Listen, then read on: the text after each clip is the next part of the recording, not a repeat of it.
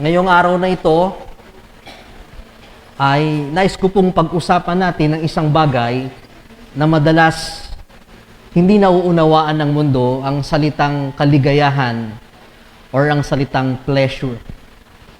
Kapag naririnig natin ang salitang ito, madalas iniisip natin ay ang mga bagay na nagbibigay ng pansamantalang saya. Maaaring ito ay yaman, tagumpay, o aliw ng mundo. Ngunit ang totoo at ang pinakadakila at ang pinakang nagtatagal na kasiyahan ay matatagpuan lamang sa ating Panginoon. Sabi po sa mga awit, Kapitulo 16, 11, ituturo mo ang landas ng patungo sa buhay. Sa piling mo'y madarama ang lubos na kagalakan, ang tulong mo'y magdudulot ng ligayang walang hanggan. Kapag tunay nating nakilala ang ating Diyos, hindi lamang sa isipan, kundi sa ating puso at sa ating mga gawa, matutuklasan natin ang tunay na kagalakan at hindi lamang ito nakabase sa kung anumang meron tayo, kundi kung sino ang Diyos sa ating pambuhay. Ang palatandaan at katangian ng isang tunay na kaligayahan ay dapat ito ay hindi nawawala. That's why the Bible is reminding us, rejoice in the Lord, rejoice. Sapagkat kung ibabase natin ang ating kaligayahan, maaring sa mga tao, ito ay pwedeng pansamantala at nagbabago. Sa sitwasyon ng buhay, life is uncertain. Hindi natin alam kung hanggang kailan tayo nasa taas. Hindi natin alam kung hanggang kailan tayo nasa taluktok ng buhay. Kung ibabase natin sa ating kalakasan, alam natin na ang buhay ay sa papahina at sa patanda. Ngunit kung meron mang isang hindi nagbabago, at ang personang ito ay hindi nakadepende sa sitwasyon ng mundo, walang iba kundi ang ating Diyos. Kaya ang pinakamagandang sandalan ng ating kaligayahan, walang iba kundi ang ating Panginoon. Kaya sa umagang ito, ating pagnilay-nilayan kung ano ba ang ibig sabihin na magkaroon ng kaligayahan or pleasure from God. Ang malugod sa Kanyang presensya, yung ikaw ay magalak sa Kanyang mga salita, at mabuhay ng may pusong kontento sa Kanyang kalinga at pag-ibig. In search for what is God's design in our life, ano ba ang disenyo ng Diyos sa ating buhay? Beside from Him being our Creator, siya ang ating tagapaglikha. Beside from Him being our Savior, siya ang ating tagapagligtas. We studied that God's design in our life, that He must be the purpose of our life. That is our first series sermon. Na ang Diyos ang pinakang layunin ng buhay. To find quest, ang layunin ng buhay ay ang Diyos, ang tao ay makabalik sa relasyon sa Diyos. Sapagkat minsan pa, dinisenyo ng Diyos na ang tao ay may relasyon sa Kanya. Bago pa nagkaroon ng relasyon ang tao sa kapwa-tao, si Adan kay Eva, at sa mga kapwa, meron ng relasyon ang tao sa Diyos. Ngunit dahil sa kasalanan, ang relasyong yon ay nagdulot ng ating pagkalayo sa Panginoon. Kaya ang layunin ng tao sa kanyang buhay na ito ay papaanong mai-restore or maibabalik ng tao ang nasirang relasyon sa Diyos. At matapos na ito ay maibalik, papaanong ito ay may papanatili, at papaanong tayo ay magiging tapat. Marami tayong pangarap, marami tayong purpose sa buhay na ito. Pero ang isa sa mga layunin natin ay layunin na kasama ang Panginoon. God's design in our life is for Him, the purpose of our life. Nawa sa lahat ng ating plano sa buhay, hindi lamang natin kasama ang ating Panginoon sa plano, kundi kasama natin sa tagumpay at sa lakad ng ating buhay. Because God's purpose in our life, He must be the path of our life. I am the way, the truth, and the life. Ang Diyos ang ating daan. Ang Diyos ang ating lakaran. May mga bagay, may mga daan na maaaring ating ginagawa, may mga daan na ating tinutuklasan, may mga daan na ating ginagaya, may mga daan na itinuturo sa ating iba. Pero sabi ng Panginoon, ako lamang ang daan. Sa landas ng tagumpay, siguraduhin natin na anumang bagay na ating minimithi ay kasama natin sa daan ng ating Panginoon. Kasama natin siya sa lakad ng ating buhay. He is not just the purpose of our life, but He is the path. And number 3 today, we are about to study the pleasure of our life. Ang disenyo ng Diyos sa ating buhay, ang Diyos ay naparito, ang Diyos ay pumasok sa ating puso upang tayo ay magkaroon ng lubos na kagalakan sa ating buhay. What is pleasure? A pleasure is a feeling of happy, satisfaction, and enjoyment. So, categorically, masasabi natin na nagle-level up yung ating definition ng pleasure or yung kaligayahan. When we say happy, it is based on happenings. Masaya ka, happy ka kasi may happenings. Pero pag wala na yung happenings, nawawala yung kagalakan natin. At ilan lang ba sa buhay ng tao ang kaganapan? Ilan lang ba ang Pasko sa buong taon? Ilang beses ka lang nagse-celebrate? Ilang beses lang kayong nabubuo ng inyong pamilya? Ilang beses ka lang napopromote? Ilang beses ka lang nabibigyan ng parangal? Ito yung mga limitadong tagpo sa buhay ng tao, and we call that happenings, and it makes you happy. But the definition here is the pleasure from God is not just feeling happy, but it is satisfaction. Satisfaction means regardless of what events, regardless of happenings, regardless of whatever you have and whoever you have in your life, kontento ka at marunong kang magpasalamat sa buhay. And that is what we call enjoyment. Enjoyment. At ang bagay na yan, tulad ng aking nabanggit kanina, kung idedepende mo ang iyong kaligayahan sa bagay, sa tao, sa posisyon, sa pangyayari, nothing is uncertain.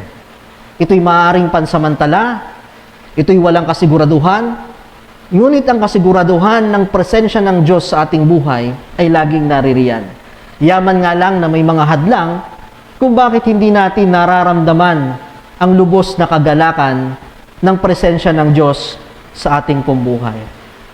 Nais kong ibahagi ang ilan sa mga senyales nang ang isang tao ay may kagalakan sa isang bagay at ating ikumpara ang mga palatandaang ito kung ito ba ay nakikita natin sa ating kagalakan sa ating Panginoon.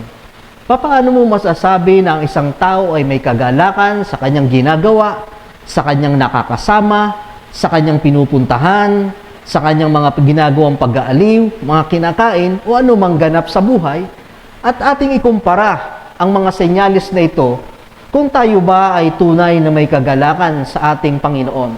Unang bagay, the signs of pleasure, on Matthew 6 verse 33, you seek first the kingdom of God and His righteousness. Unang palatandaan ng isang may kagalakan sa kanyang ginagawa ay hinahanap niya ang mga bagay na ito. Hinahanap niya at meron siyang pananabik mga bagay na ito. Ano yung bagay na lagi nating hinahanap at ano yung bagay na lagi nating kinasasabikan? Sino yung mga tao na lagi mong hinahanap at sino yung mga tao na lagi mong kinakasabikan? Ang mga bagay at taong ito ay hindi mo laging hahanapin at kasasabikan kung hindi kinagagalak, kung hindi ka nagagalak sa kanilang presensya sa iyong buhay.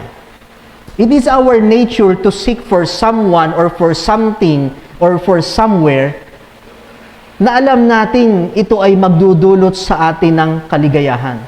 Nandun yung talagang paghahanap, nandun yung talagang pananabik, sapagkat alam mong dun mo matatagpuan ang iyong kaligayahan. Naalala ko yung ating mga buhay. Sa ngayon, meron kaming kinasasabikan at kinaaliwan. Kami ni Teacher Jen ay inclined ngayon sa badminton, sa sports.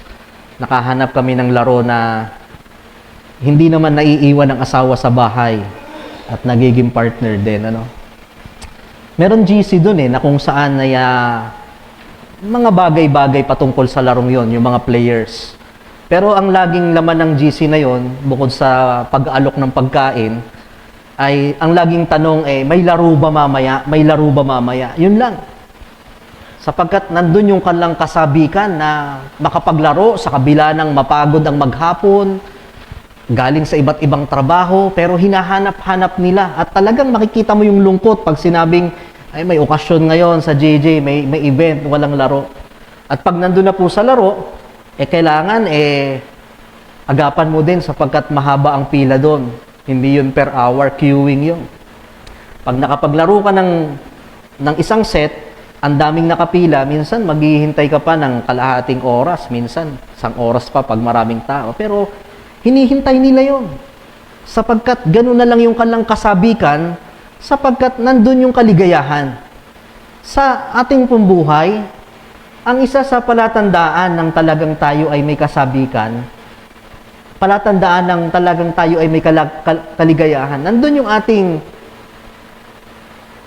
kasabikan at nandun yung ating paghahanap sa buhay. Sa mundong ito, marami po tayong kinasasabikan.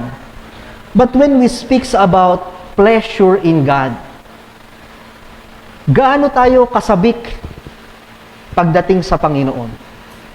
Gaano hinahanap ng tao ang Panginoon? Maraming mga tao sabik sa kalakasan mula sa Panginoon. Ngunit yung Panginoon mismo na nagbibigay ng kalakasan, nawawala ang kasabikan. Maraming mga tao naghahangad ng pagpapala, pero yung nagpapala ay tila nakakalimutan. Gaano tayo kasabik sa presensya ng Panginoon? Gaano natin hinahanap ang salita ng Diyos? Gaano tayo kasabik sa pananambahan? Gaano tayo kasabik sa ating mga panalangin? Gaano tayo kasabik sa mga pagtitipon o anumang mga gawain na pwede nating magawa para sa Panginoon? Sa ating pong buhay, wag nating alisin ang kasabikan natin sa presensya ng ating Panginoon. It's another thing that we are here. It's another thing that you have the ministry. But it's another thing that you still feel the pleasure of the presence of God. May mga pagkakataon na minsan maaring talagang tayo ay napapalayo, tayo ay nabibisi sa ating ganap sa buhay. Pero nandun pa rin yung salitang pananabik. Hinahanap-hanap mo ang salita ng Diyos. Namimiss mo ang pananambahan. Namimiss mo ang pagsasalita, ang pag-aaral ng salita ng Diyos, ang pagbabasa ng Biblia, ang pananalangin. Alam nyo ang pinakamahirap na kalalagayan sa isang Kristiyano? Yung hindi mo na nararamdaman ang pananabik sa Diyos. At maaring dumating to sa punto ng isang buhay ng isang Kristiyano na dating giliw na giliw ka pag ikaw ay nasa simbahan, dating masaya ka sa gawain ng Diyos, dating masaya ka sa iyong buhay panalangin, pero dumating yung time na nawala na ang iyong pleasure with God. Kaya mga kapatid, katulad po ng dalangin ni Haring David, "Restore unto me the joy of my salvation." Maraming mga gustong ang taong ibalik sa kanilang buhay, pero nawa ang isang bagay na hilingin natin sa Diyos, "Lord, sa maraming kaganapan sa buhay, isang bagay na maaring hindi ko na hinahanap pa, ang tunay na presensya mo sa aking buhay."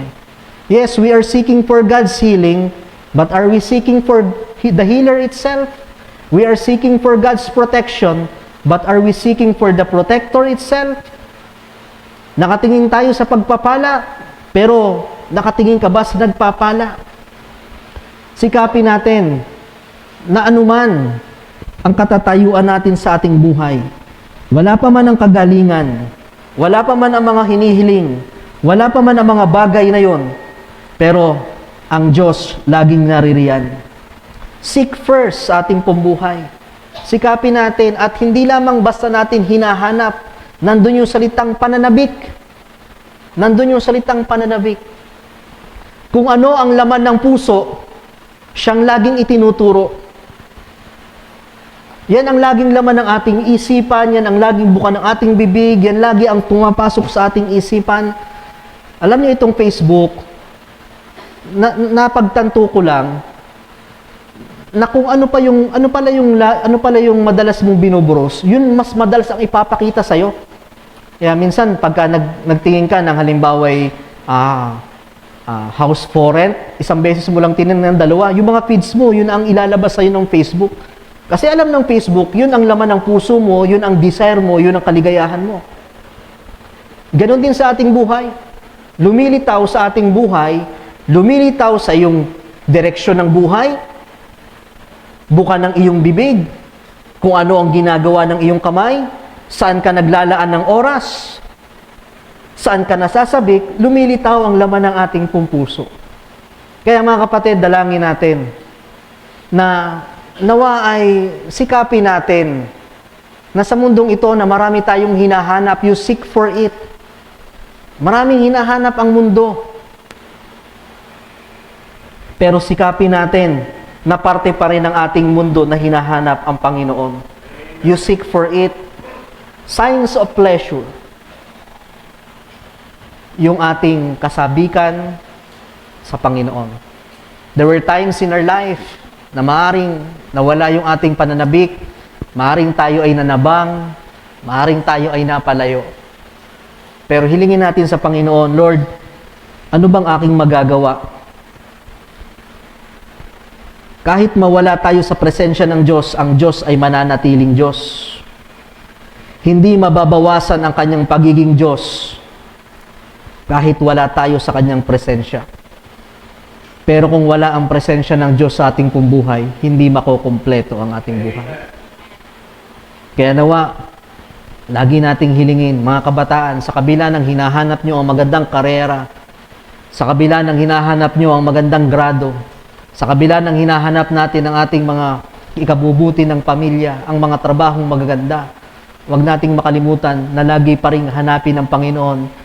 Unahin mo ang kaharian ng Diyos at ang kaluwalhatian niya. At sabi diyan, at ang lahat ng ito ay daragdag sa iyo. Pangalawang bagay, the signs of pleasure. Palatandaan na talagang masaya ka sa iyong ginagawa. May kagalakan ka. Hindi lamang hinahanap mo ito, kundi naglalaan ka ng oras para dito. You saturate from it. Ibinababad mo ang inyong sarili. Ibang bagay yung hinanap mo.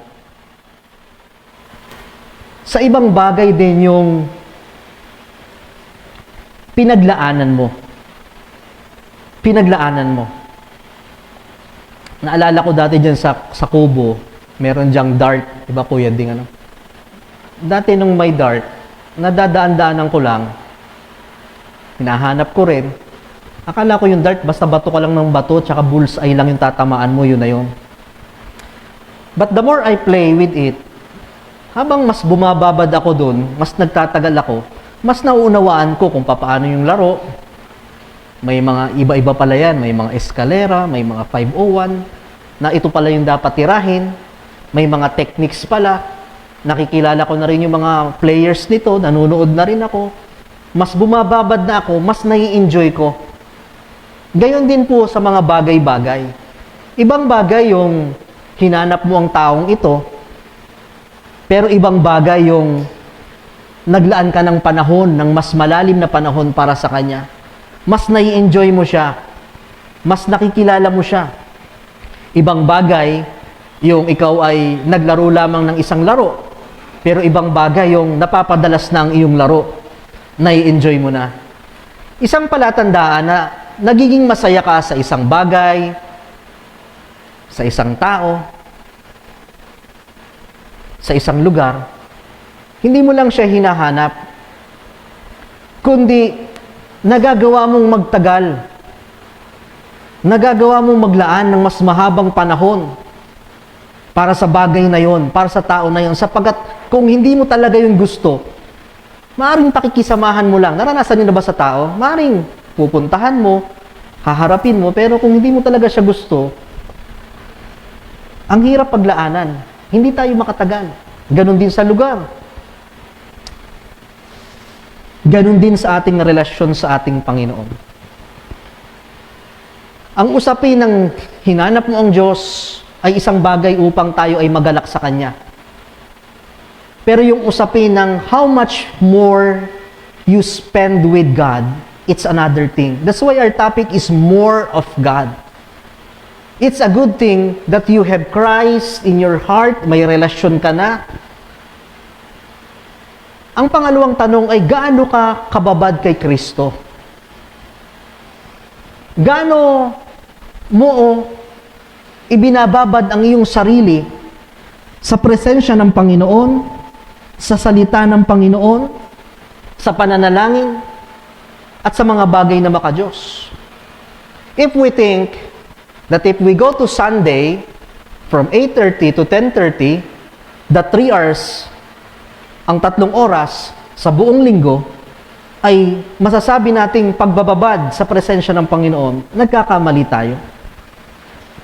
Sapagkat hindi po sapat na yung ating pakikipag-ugnayan sa Diyos ay sa araw lang ng linggo. Na sa ating araw-araw, meron tayong kakayahan at pribilehiyo na tayo ay magkaroon ng ugnayan sa Panginoon. Sa ating pananalangin sa umaga, sa ating pagkain, sa ating pagtulog, mga paraan kung papaanong mas lalong higit pa tayong mabababad sa ating Panginoon. Nung kami ay nasa Puerto Galera, kalimitan, kilala ang Puerto Galera sa mga corals. Nung bata-bata pa, lumulublob tayo, nakikita natin yung ilalim pero malabo. Natutunan natin yung snorkeling.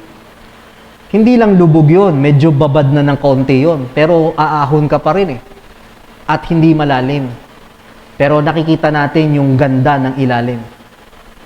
Pag scuba diving, ibang usapan.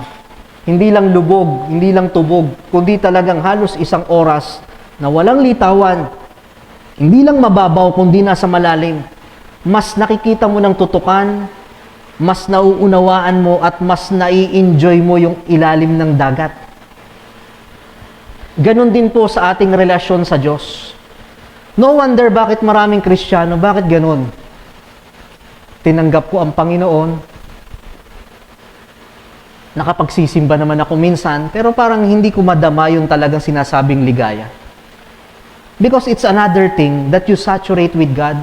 Ibang bagay yung ikaw ay lumubog, ibang bagay yung sinilip mo ang Diyos, ibang bagay yung you dive into deep, exploring and knowing God in your life. Yung mas higit nating kinikilala ang ating Panginoon. Kaya sa buhay na ito, you saturate with it. When you say you saturate, katulad nung scuba diving, nung paglubog, segundo lang yun. Yung scuba diving, minuto. Yung snorkeling, minuto. Pero yung scuba diving, matagal yun. At gayon din naman sa gawain ng Diyos. Unang-una, kamusta ang iyong kasabikan? Pangalawang bagay, kamusta ang iyong pagbabad sa Diyos? Kaya nating tumagal sa mga bagay na gusto natin, sa mga tao na kinagagalakan natin, kaya nating tumagal. Nakakalungkot. Maraming mga tao kayang tumagal ng ilang oras sa sinihan, sa concert, sa pasyalan, pero pagdating sa simbahan, ang pakiramdam masusunog.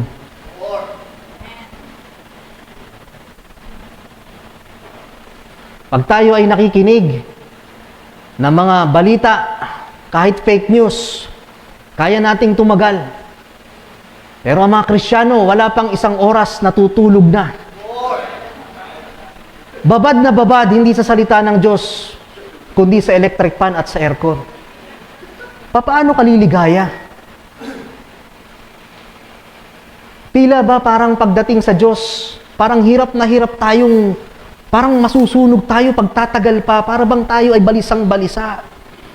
Tayo ay nagmamadali. Di ba? Pero pag sa ibang bagay, kaya nating tagalan. Pag tayo ay makikipag-usap sa tao, pinatatahimik ka na, nagsasalita ka pa. Pero pag makikipag-usap ka sa Diyos, parang ang bilis. Paano may enjoy ang Diyos? Sa isang relasyon man, ang bumubuhay sa lahat ng relasyon ay komunikasyon. Kayong mga high school o tayong mga edad natin ito, di ba marami tayong mga barkada, tropa, close na close tayo nun kasi babad na babad tayo eh. Paggising mo pa lang, barkada na, punta na, hanggang hapon, sila't sila, usap, mukha nila. Pero hindi nyo ba napapansin, kahit anong close nyo noon, pero dahil wala na kayong komunikasyon ngayon, tamang bati na lang. Pero ano yan, sanggan dikit kami dati yan, pero parang ano lang ngayon, saktong-sakto na lang. Kasi hindi ka nababad sa Kanya. Ganon din sa ating relasyon sa Diyos. Yung excitement mo, yung panabik mo, yung gana mo sa Diyos, hindi natin aasahan na ganon tayo kagana, ganon tayo kaligaya.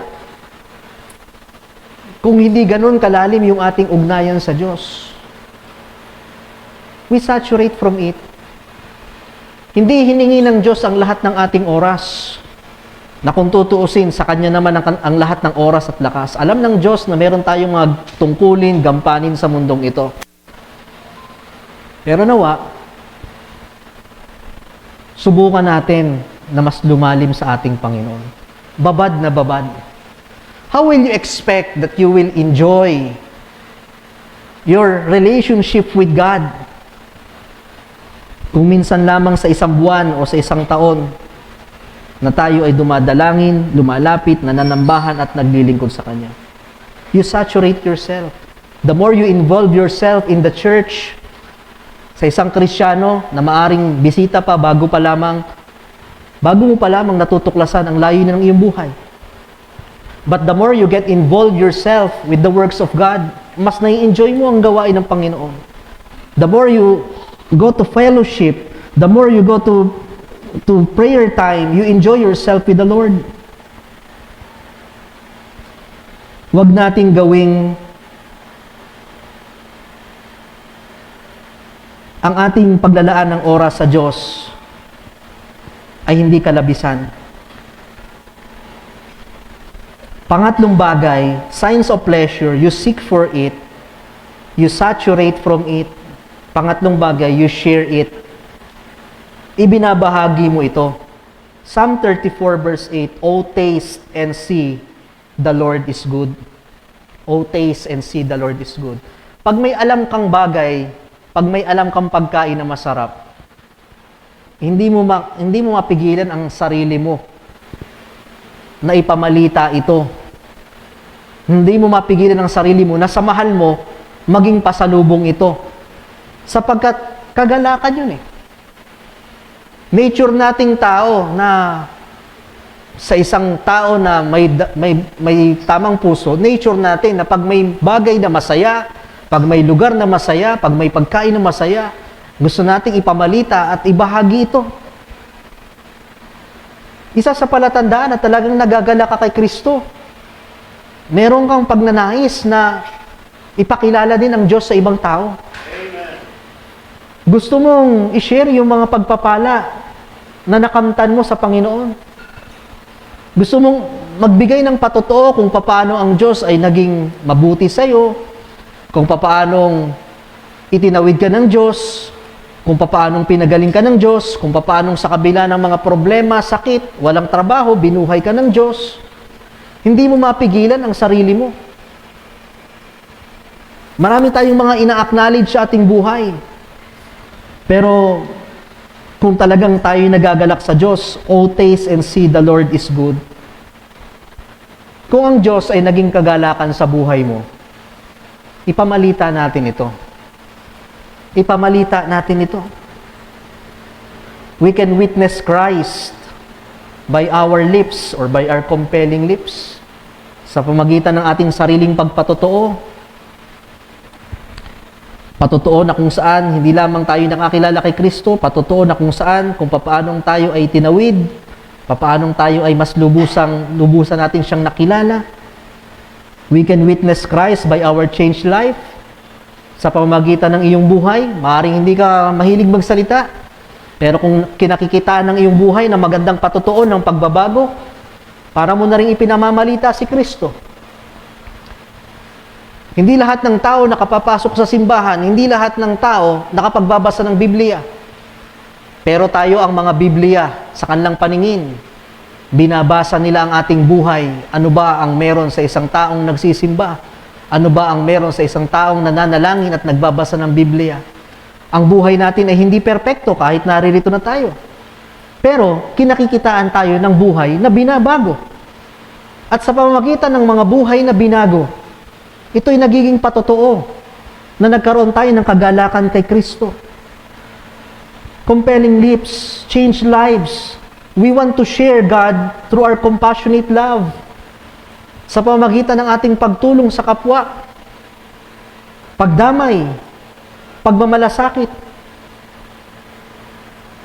na minsan din naman nating tinamasa sa ating Panginoon. Hindi natin maipipigilan ang ating sarili na ibahagi ang isang bagay na ating kinagagalakan.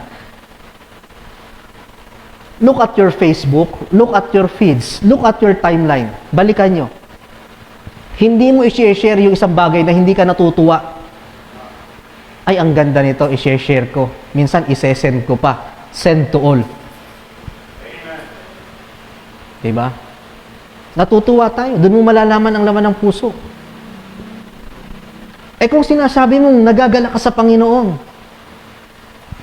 nawa maging bahagi ng ating buhay, maging bahagi ng ating Facebook, ang pagbabahagi ng pagpapala at salita ng Diyos. Amen. Ibahagi natin ang ating mga patotoo. Hindi lamang ang mga hugot at lungkot.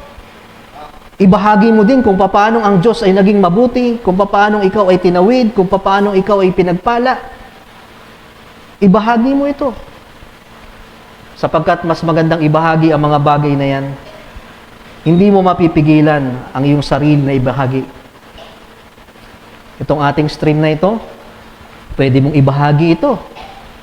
May mga YouTube tayo, nakakapakinig. A simple verse. Inviting visitors. If you love someone, hindi mo mapipigilan ang sarili mo na ibahagi ang anumang nagpapasaya sa'yo. Kaya lang, dapat kakitaan ka na talagang masaya ka doon. Kaya nga napakahalaga ng patotoo. Bilang Kristiyano, hindi tayo exempted, tayo nalulungkot, tayo nagkakasakit, nagkakaproblema. Pero when the Word will look at us, pag tinignan ng tao ang buhay natin, pag tinignan ng tao ang timeline ng Facebook natin, mas nakikita ba na tayo ay yung mga Kristiyano pa rin may pag-asa, tayo yung mga Kristiyano pa rin may kagalakan? Because you cannot share what you don't have. Mahirap ibahagi ang isang bagay na wala ka, at mahirap ibahagi yung patotoo na maligaya ka sa piling ni Kristo kung wala kang tunay na kaligayahan dito. Pang-apat na bagay, signs of pleasure. Hindi lang hinahanap mo ito. Kung talagang masaya ka, kaya mong maglaan ng mas mahabang oras para dito. Kung talagang masaya ka, ibabahagi mo ito. Kung talagang masaya ka, you sacrifice for it. Kaya mo magsakripisyo para sa bagay na ito. When we say sacrifice, it is beyond your comfort. Yung sa tingin mo ay higit pa, kaya kong gawin sapagkat masaya ako para dito. Kaya mong maglaan ng mas mahabang oras, kaya mong mas mapagod para sa bagay na yon, kaya mong maglaan ng mga gana o kita sapagkat masaya ka sa bagay na yon. Kaya mong paglaanan. You sacrifice for it. Sa inyong mga minamahal, sa inyong mga kasintahan. Sa mga asawa na rin, pero nababawasan yung pag-asawa na Okay? Balik muna tayo doon sa mga minamahal at kasintahan. Diba? Damang-dama ang inyong sakripisyo. Hindi nyo namamalayan ng oras. Kahit dagdagan, walang problema. Hindi nyo namamalayan kahit pagod. Hindi nyo namamalayan na ubos na ang inyong GCash saka papadala. Kasi sakripisyo yun. Kasi masaya kayo. Worth it ang ginagawa nyo. You can sacrifice for it. Kasi ang kapalit nun, kagalakan. Ganon din sa ating Panginoon. If you are really having pleasure with God, you are willing to sacrifice. Hindi kalabisan na tayo ay nasa bahay-sambahan. Hindi na parang ang laking utang na loob pa ng Diyos na ako'y nandito ngayon. No. Handa kang magsakripisyo para sa Panginoon. May gagawin kayo sa umagang ito. Sa totoo lang, ang sarap matulog. Marami sa ating puyat na naman. Ang sarap matulog sa umagang ito. Ang sakit sa matang pagbangon. Pero you are willing to sacrifice because alam mong masaya. Sa umagang ito, nahaharap ka sa Diyos. Naaalalahanin mo ang kanyang kabutihan sa buong linggo. Na meron tayong kinakain. Na ang inyong mga anak ay napag-aaral. Na bagamat may kakulangan, pero may mga ginamit ang taong punan. Handa kang magsakripisyo. Handa kang maglaan ng panibagong oras. Hindi kalabisan sa iyo na pag may mga fellowship, another sacrifice, babalik sa hapon. Hindi sa iyo kalabisan na may mga gawain, may mga inatang sa iyong ministry, ikaw ay napagdadrive, ikaw ay napagtuturo. Hindi kalabisan sapagkat if you are having pleasure with it, you are willing to sacrifice. Sakripisyo. Pwedeng kayo ay nagtatrabaho sa umagang ito, pero sakripisyo. May mga pagkakataon na alam nating may mga pangangailangan din naman tayo, may gusto rin tayong bilhin. May mga pinapangarap din tayo. Pero minsan, ilinalaan natin to sa kaloob sa Panginoon. Ang tawag doon ay sakripisyo. At hindi mo magagawa magsakripisyo kapag hindi ka tunay na masaya sa ginagawa mo. Pero kung ikaw ay tunay na nagagalak sa tao, sa kapwa, handa kang magsakripisyo. Nagagalak ako sapagkat bibilhin ko ang cellphone na ito. Okay lang na ako'y mapagod, okay lang ako'y mag-overtime, okay lang na ako'y mag-ipon sapagkat ang resulta, magagalak ako pag nabili ko to. If you are really having pleasure, you will sacrifice for it. Handa kang magsakripisyo. Pero porbahan mo na yung paglalaanan mong tao, hindi mo gusto, hindi ka masaya. Yung oras na ilalaan mo, mabilis, tira-tirahan, yung lakas na ibibigay mo, at yung regalo na ibibigay mo, bakit? Hindi ako masaya. Pero pag masaya ka, nandun yung pagsasakripisyo. Sa larangan ng paglilingkod sa Panginoon, there is sacrifice. Ngunit may mga dahilan din ang tao bakit hindi natin maramdaman yung talagang ligaya sa ating Panginoon. Una, nandyan na rin yung pleasure. Pleasure versus pleasure. Marami rin kasing inaalok ang mundo na kaligayahan. With the entertainment that we have today, sa dami ng mga pwedeng pagkaaliwan, panuurin, pasyalan, mga tao, para bang nahihirapan na tayo na isama pa ang Panginoon sa ating buhay. Ang daming pleasures. Kung pleasure ang pag-uusapan, maraming mas masasayang puntahan ngayong umagang ito. Ang kalaban natin sa pleasure ng Diyos ay pleasure din ng mundo. Hindi lamang pleasure, kalaban natin yung pressure. Bakit hindi natin ma-enjoy ang Diyos? Kasi ang dami nating pasan-pasan, ang dami nating pressure sa buhay. May problema, krisis, walang trabaho, sinabayan ng karamdaman, may problema sa relasyon, sa pag-aaral, iba-iba. Yung mga pressure ng buhay. Pero alam mo, the more na nape-pressure ka, the more na namomroblema ka, the more na dapat mas kailangan mo ang Diyos sa iyong buhay. Sapagkat ang Diyos ang siyang hindi mawawala sa atin. Mga dahilan kung bakit nawawala yung ating gana sa Panginoon. Because of pleasure, because of pressure, because of treasure. Mga sure yan. Treasure. Yung mga pagpapala, kalakasan, yung magagandang pag-aaral, kurso, trabaho, ilinaan ng Diyos bilang karagdagang kagalakan. Pero babalik at babalik ka pa rin sa kung ano ang pinakang dahilan at pinagmumulan ng kagalakan. Nakakalungkot sa isang tao, lalo sa isang Kristiyano na. Because of treasure, they no longer have pleasure with God. Kaya nga nasa Biblia din, hindi naman lahat, pero sinabi sa Biblia, na hirap sa isang mayaman na makapasok sa kaharian ng Diyos. Mas mabuti pa ang isang kamelyo, mas madali pa sa isang kamelyo na makapasok sa butas ng karayom, kaysa sa isang mayaman na makapasok sa kaharian ng Diyos.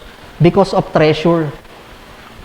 Kasi pag meron ka ng lahat, pag sagana ka na, pag andami mo ng paraan para lumigaya at kaya mo nang bumili ng ligaya, minsan ang hirap ng hanapin ng Diyos. Kaya minsan dinadala tayo ng Panginoon sa punto na inaalis niya ang mga ibang bagay para makita mo kung ano talaga ang pinakang makapagpapasaya sa iyo.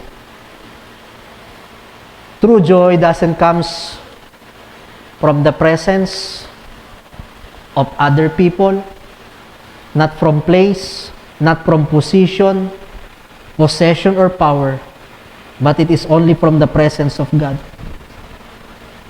Gawin nating mas lalong maging dahilan para tayo'y magalak sa Diyos, yung mga treasure. Huwag maging hadlang. Mga dahilan bakit wala tayong galak sa Diyos because of pressure, of pleasure, treasure, yung salitang immature.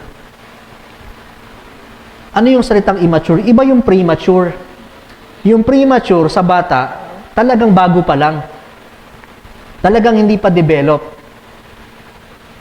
Yung immature, matanda na, binata na, pero kulang pa. Ganon din sa atin. Kung kayo ay baguhan pa lamang na mananampalataya, hindi pa kayo masyadong lumalalim sa gawain ng Diyos, you are premature. Pero nakakalungkot mang isipin, maraming mga Kristiyano, immature. Bakit hindi mo na-enjoy ang Diyos? Matagal ka ng Kristiyano, pero bakit hindi mo maramdaman? Because of immature. Hanggang ngayon, yun lang ang kaya mong gawin sa Diyos. You just seek God, but not all the time. You don't saturate, you don't share, you don't sacrifice, you don't get involved. Immature. Kaya minsan, tataka tayo, bakit matagal na akong mananampalataya, pero parang hindi ko maunawaan yung sinasabi nilang masayang maglingkod sa Panginoon, masayang makinig ng salita ng Diyos, masayang umawit, because of immaturity. At yan ay makakamtan mo lang. The more you get knowledge from Christ, the more you spend time with Christ. Ang mga bagay na ito, ang maaring ilan sa mga dahilan. Pero lagi nating tandaan, sa lahat, ang kasiyahan, tandaan natin, ang kasiyahan, ang siyang pinakang dakilang gana or profit mo sa anong bagay na linalaan mo ang buhay mo. Ang pinakang magandang sahod, profit sa lahat ng ginagawa mo, masaya ka. Sa trabaho mo, kahit hindi man kataasan yan, masaya pag mataas. Pero kahit simple lamang yan, pero kung masaya ka, yan ang pinakang magandang kita. Kasiyahan sa relasyon, sa pag-aaral, sa trabaho. Ang bottom line ng ating ginagawa, masaya tayo. Pag wala ka nito, ang hirap manatili sa isang relasyon, sa trabaho. Ang hirap manatili sa isang lugar. Ang hirap manatili sa isang kurso nang walang kasiyahan. And same with God. Ang hirap manatili sa Diyos kung talagang wala kang kasiyahan. There should be joy and you must feel the joy. Unti-unting hilingin natin sa Diyos, Lord, bigyan mo ako ng gana sa iyo. Bigyan mo ako ng pananabik. Tulungan mo ako na mas lumalim. Tulungan mo ako na mas maipakilala pa kita. Tulungan mo ako mas magsakripisyo pa para sa iyo. Alam nyo, kung meron mang nais gawin ng dyablo sa ating pumbuhay, Yung bigyan ka ng pleasure ng mundo, pero hindi pleasure ng buhay na kasama si Kristo. Hahayaan tayo ng Diyos na naririto. Hahayaan Diablo na naririto. Hahayaan ka ng Diyos na magkaroon ng gawain ng tungkulin. Hayaan ng Diablo na magkaroon ka ng gawain ng tungkulin. Pero hindi ka hayaan ng Diablo na maramdaman yung kaligayahan sa buhay na ito. Anong gusto ng Diablo? What the devil wants for us, that your relationship with God will be a pressure. Sige, gawin mo yan kasi nakaka-pressure naman. Para naman akong walang utang na loob sa Diyos. Gawin mo yan. Pressure. Parang nape-pressure ka na sa ministry. Nape-pressure ka na sa iyong pagdalo, sa iyong pagbibigay, sa iyong pag-awit. Gawin mo yan out of burden. Gawin mo pero iparamdam mong hirap na hirap ka na. Gawin mo yan pero paramdam mong parang ang bigat umapak ng paa sa pananambahan. Ang hirap umawit, ang hirap gampanan ng tungkulin. Gawin mo out of complacent. Gawin mo yan kasi kailangan. Gawin mo sapagkat out of fear, natatakot ka lang. Baka ako'y paluin. Baka ako hindi pagpalain. Yan yung gusto ng Diablo. Na gawin mo yung mga bagay na yan out of pressure, out of burden, out of complaint, out of fear. Pero ang pinakamaganda, gawin natin ng masaya. Sa ating pagtatapos, nandito tayo sa mahabang panahon. Maglilingkod ka na rin lang sa Diyos. Sayahan mo na. Sisimba ka na rin lang. Sayahan mo na.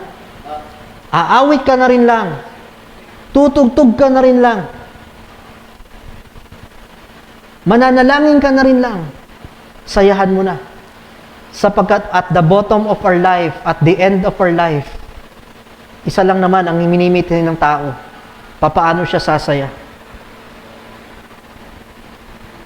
Kaya po sinabi sa ating verse, kay Yahweh mo hanapin ang kaligayahan at ang pangarap mo'y kakamtan.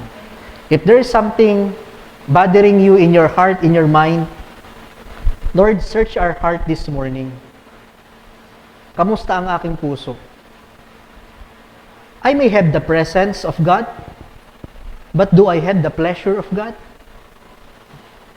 Nandito ako ngayon, pero ganun pa ba yung saya ko? Umaawit ako, pero masaya pa ba yung pag-awit ko? May ministry ako, pero masaya pa ba ako sa ginagawa ko? If there is something that we should pray today, it is more of God. Baka yung buhay natin ay napuno na ng iba't ibang bagay. Alam nyo, ang isang taong busog, kahit anong masarap na pagkain ng ialok mo, pag punong-puno na, ayaw na. Ganon din sa buhay ng tao. Ano yung bagay na pumupuno na sa'yo? Maring punong-puno ka ng